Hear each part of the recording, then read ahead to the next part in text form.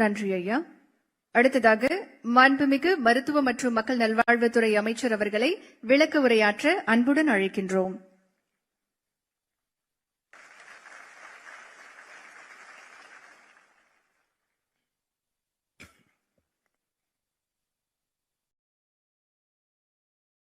மதிப்பிற்கும் மரியாதைக்கும் உரிய தமிழ்நாட்டின் அன்பு முதலமைச்சர் நம் அண்ணன் திரு விஜய் அவர்களே,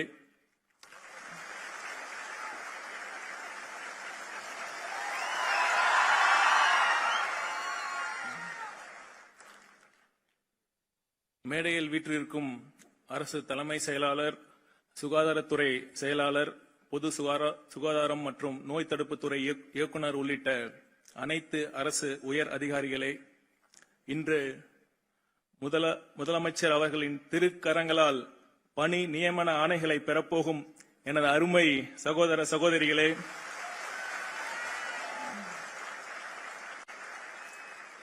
காண கண்கோடி வேண்டும் என்று சொல்வார்களே, அதுபோல் இந்த இனிய நிகழ்வை நெகிழ்ச்சியுடனும் பெருமிதத்துடனும் காண வந்திருக்கும் பெற்றோர்களே மற்றும் ஊடக நண்பர்களே, உங்கள் அனைவரையும் வணக்கம் கூறி வரவேற்பதில் பெருமகிழ்ச்சி அடைகிறேன்.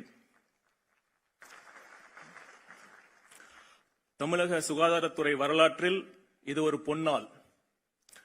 751 மருத்துவ அலுவலர்கள் மற்றும் 1393 சுகாதார ஆய்வாளர்களுக்கு பணி நியமன ஆணைகள் வழங்குவது மட்டுமல்ல, சுமார் 140 கோடி ரூபாய் மதிப்பீட்டில் புதிய மருத்துவ கட்டிடங்கள் மற்றும் நவீன மருத்துவ உபகரணங்களை மக்கள் பயன்பாட்டிற்கு அர்ப்பணிப்பதை தாண்டி மிக முக்கியமாக நலம் டிஎன் என்ற நம் கனவு திட்டத்தையும் மாண்புமிகு முதலமைச்சர் அவர்கள் இன்று தொடங்கி வைக்க உள்ளார்கள்.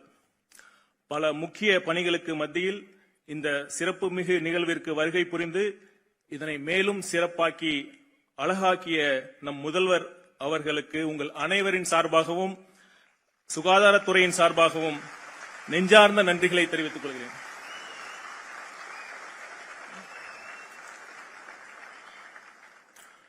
அன்பு உறவுகளே, உண்மையான தலைவர் யார் தெரியுமா? அதிகார நாற்காலியில் அமர்ந்து உத்தரவு பிறப்பிப்பவர் தலைவர் அல்ல, மக்களின் இதயங்களில் அமர்ந்து அவர்களின் துயர் துடைப்பவரே உண்மையான தலைவர். அதற்கு மிகச்சிறந்த உதாரணமாக விளங்கிக் கொண்டிருப்பவர்தான் நம் மாண்புமிகு முதலமைச்சர் அண்ணன் விஜய் அவர்கள். அன்னை தெரசா ஒருமுறை சொன்னார்கள், நாம் எவ்வளவு பெரிய செயலை செய்கிறோம் என்பது முக்கியமல்ல, அந்த செயலில் எவ்வளவு அன்பு செலுத்துகிறோம் என்பதே முக்கியம். நாம் எவ்வளவு கொடுக்கிறோம் என்பது முக்கியமல்ல, அதில் எவ்வளவு அன்பு இருக்கிறது என்பதே முக்கியம். அதுபோல் ஒரு நல்ல தலைமைக்கு அடையாளம் எந்த அளவிற்கு அதிகாரம் செலுத்துகிறோம் என்பது அல்ல, அந்த அதிகாரத்தில் எந்த அளவிற்கு மனிதநேயம், எந்த அளவிற்கு எம்பத்தி என்று சொல்லப்படுகிற பரிவு, எந்த அளவிற்கு அன்பு இருக்கிறது என்பதுதான் அந்த தலைமையின் உண்மையான அடையாளம். அந்த வகையில் தன் ஒவ்வொரு செயலிலும் ஒவ்வொரு உத்தரவிலும் மனிதநேயமும் இந்த மண் மீதும் இந்த மக்கள் மீதும் உண்மையான அன்பும் அக்கறையும் கொண்ட ஒரு உன்னத தலைவர் தான் நம் மாண்புமிகு முதலமைச்சர் அவர்கள். நான் பெருமையோடு சொல்வேன், தற்போது தமிழ்நாட்டில் நடந்து கொண்டிருப்பது அன்பு சாம்ராஜ்யம். இதை யாராலும் ஒருபோதும் அசைக்க முடியாது. மருத்துவம் ஒரு புனிதமான சேவை. அது வெறும் அறிவியல் மட்டுமல்ல, கலையும் சேர்ந்ததுதான் மருத்துவம். ஒரு நோயாளியின் பாதி நோய் மருத்துவரின் கனிவான வார்த்தைகளிலேயே குணமாகிவிடும். முக்கியமாக நாம் நலமாகி விடுவோம் என்ற நம்பிக்கை பிறக்கும். அந்த நம்பிக்கையை கொடுப்பதுதான் ஒரு மருத்துவரின் முதல் கடமை, முதல் பணி. மருத்துவர்களைப் போலவே சுகாதார ஆய்வாளர்களுடைய பணியும் மிகவும் உன்னதமானது.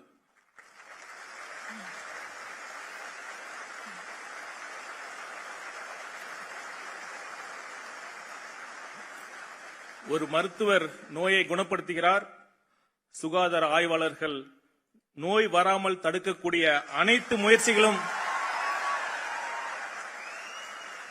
எடுக்கக்கூடிய பெரும் பொறுப்பு உடையவர்கள். உங்கள் அனைவரின் பணியும் சிறக்க என் நெஞ்சார்ந்த வாழ்த்துக்களை தெரிவித்துக் கொள்கிறேன். இந்த இடத்தில் மீண்டும் ஒருமுறை நான் சொல்கிறேன், தற்போது தமிழ்நாட்டில் நடப்பது அன்பு சாம்ராஜ்யம். நான் ஏன் இதை சொல்கிறேன் என்றால், இன்று பணியாணை பெறப்போகும் மருத்துவர்களே, சுகாதார ஆய்வாளர்களே, நீங்கள் ஒன்றை மட்டும் உங்கள் மனதில் ஆழமாக நினைவில் வைத்துக் கொள்ள வேண்டும். அரசு மருத்துவமனைகளுக்கு வருபவர்கள் பெரும்பாலும் வசதி படைத்தவர்கள் இல்லை. அவர்கள் அரசு மருத்துவமனைக்கு வரும்பொழுது வெறும் நோயோடு மட்டும் வருவதில்லை. இந்த அரசு, நம் அண்ணன் தலைமையிலான அரசு தங்களை நிச்சயம் காப்பாற்றும் என்ற நம்பிக்கையோடு வருகிறார்கள். அந்த நம்பிக்கையின் வடிவமாகத்தான் நீங்கள் பணியாற்றப் போகிறீர்கள். ஆகவே என் அன்பு மருத்துவர்களே, சுகாதார ஆய்வாளர்களே, உங்கள் அண்ணன் கையில் இருந்து நீங்கள் ஆணையை பெறும்போது உங்களுக்கு பெருமை மட்டும் வருவதில்லை, கூடவே பெரும் பொறுப்பும் வந்து சேர்கிறது என்பதை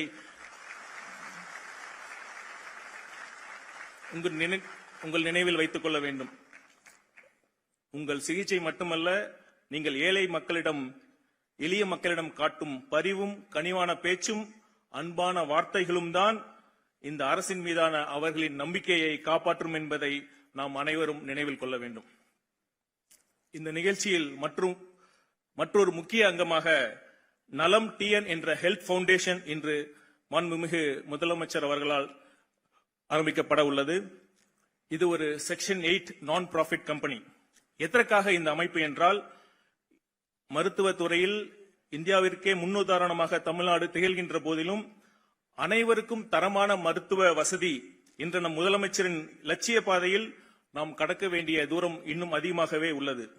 இன்னும் பல அரசு மருத்துவமனைகளில் தூய்மையான கழிவறை, சுற்றுச்சுவர்கள், மருத்துவர்கள் மற்றும் செவிலியர்களின் குடியிருப்பு போன்ற அடிப்படை உட்கட்டமைப்பு வசதிகள் மேற்கொள்ள வேண்டியிருக்கிறது. இன்னொரு புறம் போதிய அளவிலான டயாலிசிஸ் மிஷின்கள், லீனியர் ஆக்சிலரேட்டர் போன்ற நவீன புற்றுநோய் சிகிச்சை உபகரணங்களும் அதிக மருத்துவமனைகளுக்கு கொண்டு செல்ல வேண்டிய தேவை இருக்கிறது. இதன் பொருட்டு தமிழ்நாட்டு சுகாதாரத்துறை முழு அர்ப்பணிப்புடன் தொடர்ந்து செயல்பட்டு வருகிறது. இந்த மகத்தான மக்கள் பணியில் மக்கள் அனைவரும் பங்கெடுக்கக்கூடிய அரிய வாய்ப்புதான் இந்த நலம் டிஎன் அமைப்பு.